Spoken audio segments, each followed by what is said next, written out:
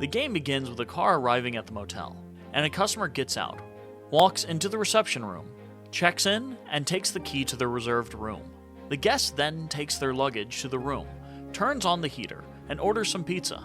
Suddenly, another motel guest enters the room and says, "What are you doing here? This is my room." The person already in the room responds, "No, you're mistaken. This room is 6, which I booked." Realizing their error, the other guest apologizes and leaves, as the room number is 9, and they had confused it with 6. Afterwards, the pizza delivery guy arrives, delivers the pizza, and leaves. The guest then checks the bed to find cockroaches. To deal with the problem, they go to the receptionist to get bug spray.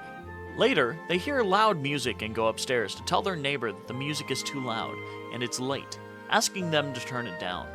Upon returning to their room, they are watching TV when the room lights go out. They go back to the receptionist to report the issue. The receptionist fixes it, and the guest returns to their room.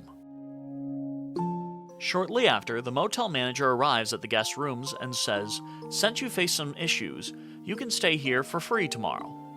A little later, the receptionist calls the guest, informing him that someone is waiting for him in the kitchen and to come and meet him. When the guest enters the kitchen, they find a note that says, "Come to room 1." Then, the suspicious neighbor in room 1 tells them that many people have been killed here in this motel. The motel guest is now looking for a visitor to gather information. They meet a businessman who shares his problems with them. When the guest returns to their room, they hear a noise from the bathroom. Checking it out, they see the water is leaking but manages to fix it themselves. Later, they hear a civil danger warning in the TV news. Afterwards, they fall asleep. While sleeping, they are startled awake by a scream. They go to investigate, and a police officer arrives, asking where the sound came from. The guest responds that it didn't come from their room, but perhaps from room 1. Together, they go to room 1. There, they find the neighbor's dead body, and the police officer instructs the guest to return to room 6 while he calls for detectives. A short while later, the same guest who had mistakenly entered the room earlier comes back, and asks if he can stay with them for a while because of the murder in the other room. They let him in, and together they barricade the windows. The room number 9 guest goes outside to gather some wood, but when he takes too long, the other follows to check on him. They find the guest standing next to the manager's body.